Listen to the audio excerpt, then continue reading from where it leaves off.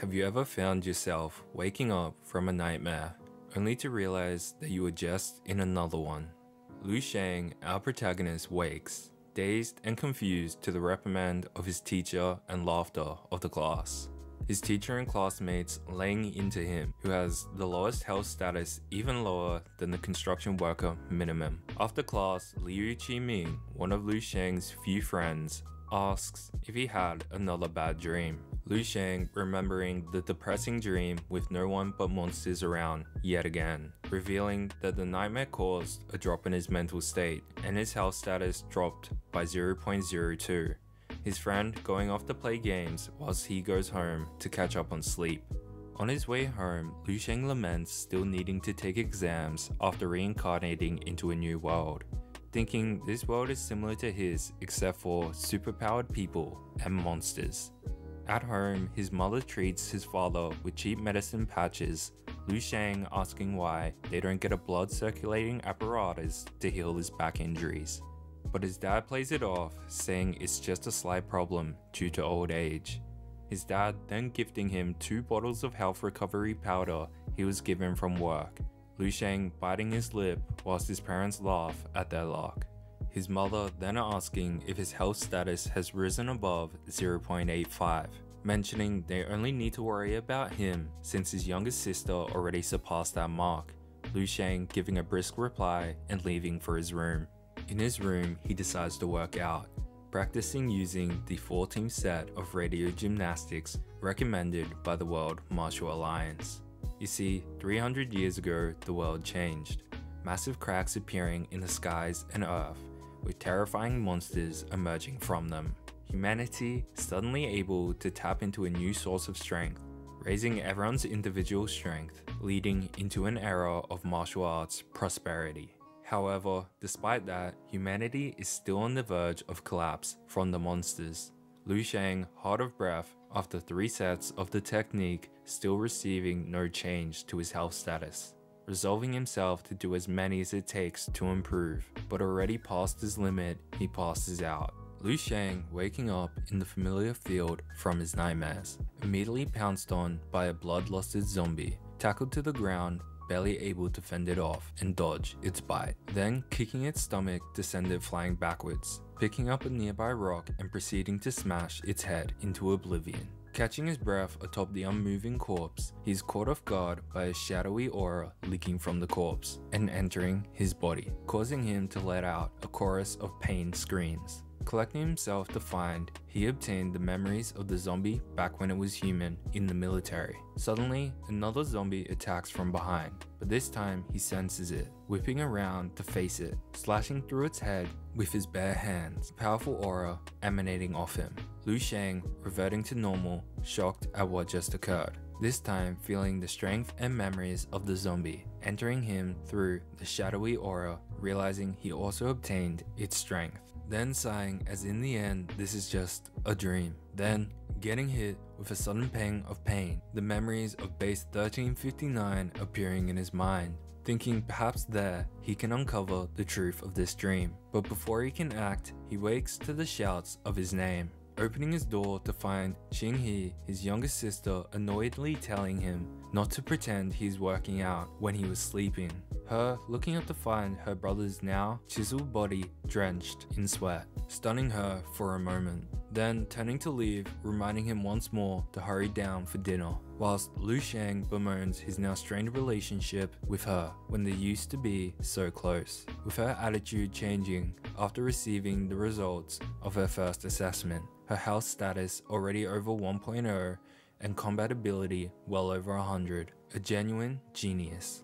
Breaking his line of thought at the sight of his new physique in the mirror. Feeling livelier and stronger, he throws a flurry of punches from the techniques he inherited in the dream, wondering if it could be that he can bring the strength obtained in the dream to reality. Lu Shang joining his family for dinner, the normally lethargic boy scoffing down his serving and shouting for another, startling his family at the abnormality. His father then happily telling his mother to make more, happy his growing son is hungry. His sister bringing down the mood, belittling his status ranks. Wondering if his abilities really improved, Liu Shang heads to a dojo run by rank 4 martial artist Ni Hongchuan. In this world, a rank 1 martial artist would possess a health status of 1.5 and a combat power of 150. At rank 2, the standard increases tenfold. Rank 3 being a health status of 100 and combat power as high as 10,000,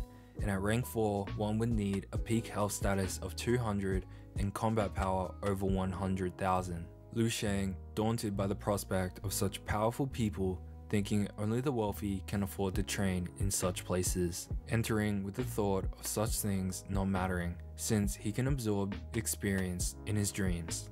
Inside, he stands before a health assessment machine, placing his hand on the crystal ball to measure his health status. The results showing his health status to be 0.963, apprentice rank. Liu Shang overjoyed at the rapid increase in just 2 hours, thinking that at this rate he will be able to catch his sister, who is a genius, and walk the path of martial arts. Then turning to the combat power machine, harnessing the experience of the zombies to deliver a powerful attack. The machine measuring his combat power to be 113, an even bigger increase than his health status. Liu Shang amped over the prospect of how much he could grow if he slept even longer. However, in his bed the boy remains wide-eyed, pissed off at his inability to sleep, deciding instead to work out and make gains organically. But when he goes to practice his usual routine, his body instead follows the muscle memory of the body training technique the zombie learned when it was alive, repeating the movements and breathing technique from the memories, yielding him results as if he had trained for a few years. When a low rumble escapes from his stomach, Liu Shang, completely drained, thinking his energy consumption can't keep up with his body's growth. As such, normal food will not be enough to sustain him, his only option left being pills. Unfortunately, his household can't afford it, so he will need to earn money through awards and scholarships. Thus, he needs to display his talents and abilities.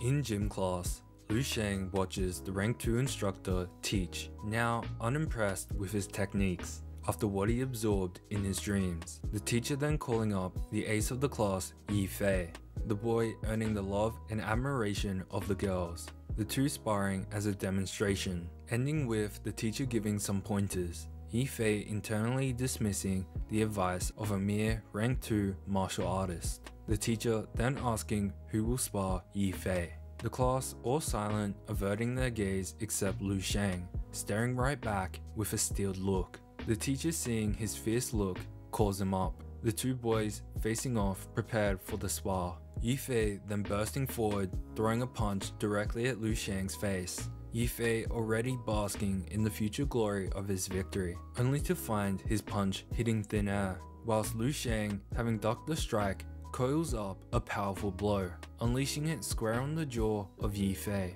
who is sent flying, bouncing into the crowd of students, unconscious in the arms of their classmates from a single punch. Liu Shang standing wide-eyed at his jaw-dropping achievement.